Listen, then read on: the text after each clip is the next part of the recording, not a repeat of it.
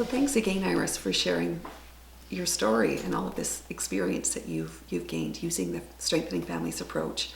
So it'd be interesting, I think, to know a little bit more about how you actually went about implementing the Strengthening Families framework and approach. So how did you introduce it to your team at Ready for Learning?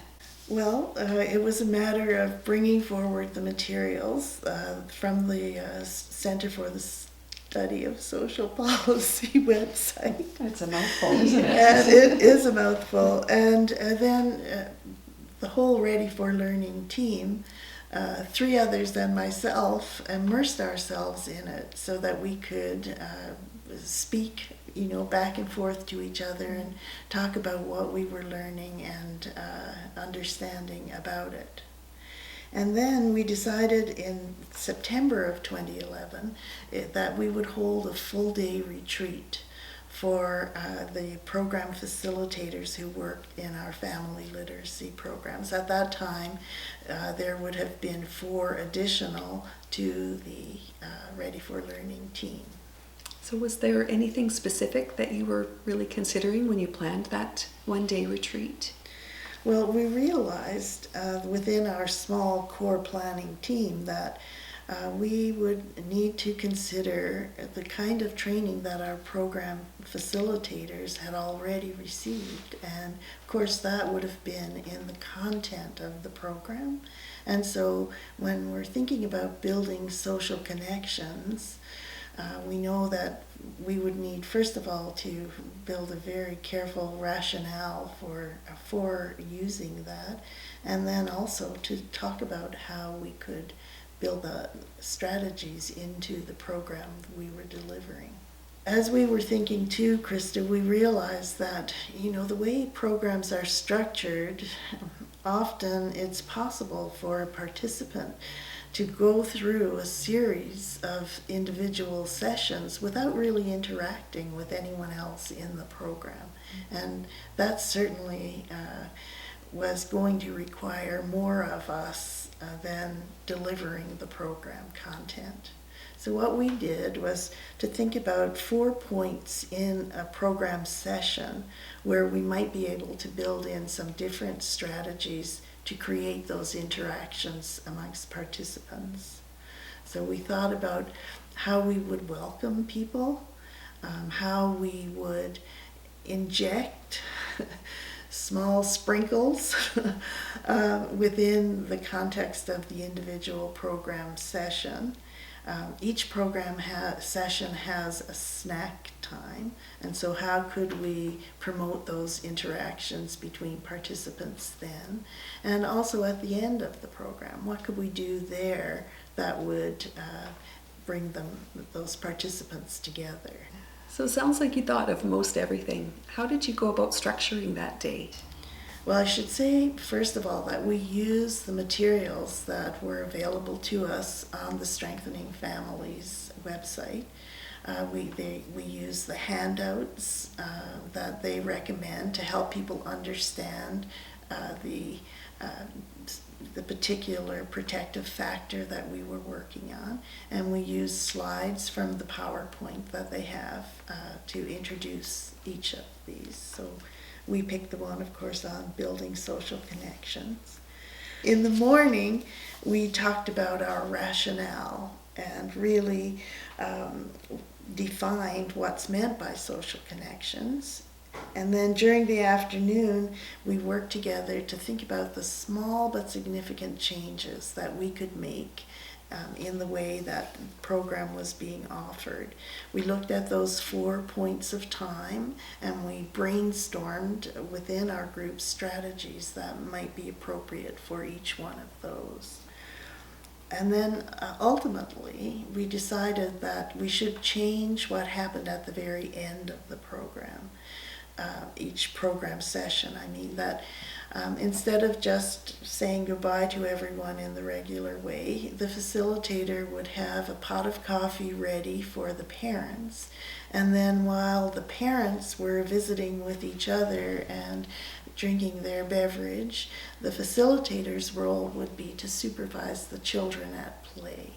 And we invested in some blocks for the children to play with. And surprisingly, over time, that's really been an enjoyable part of the program for both the parents and the children.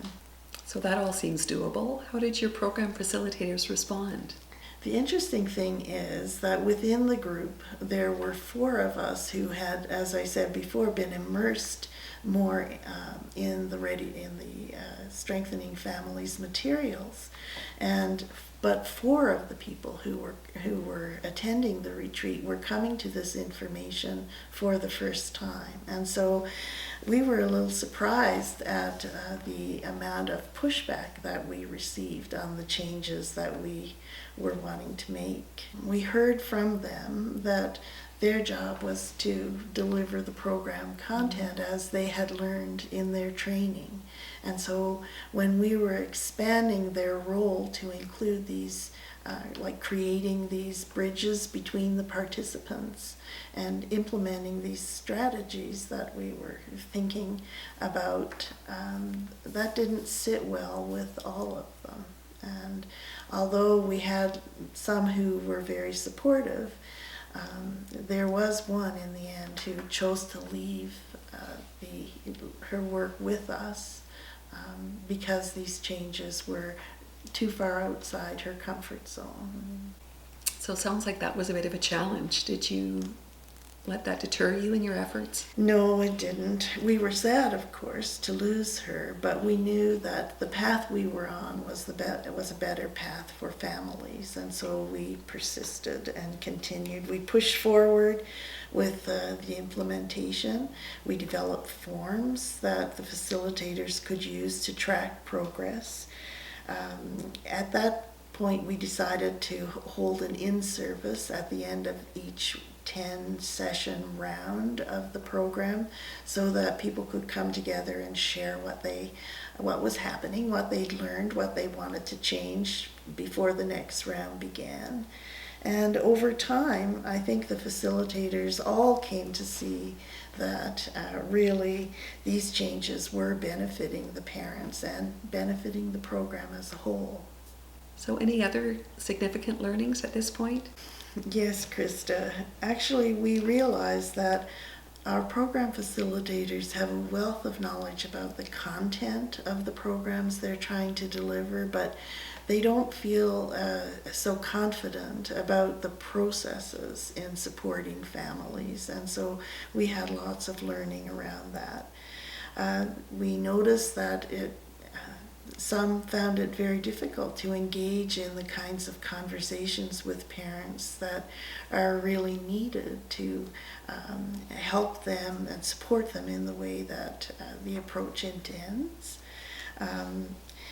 When we're trying to grapple with parenting issues or with delays in children's development, that can be a rocky road to go down. We developed checklists and formats and all kinds of things to help us with that, but really they weren't enough to give the facilitators the confidence that they felt they needed.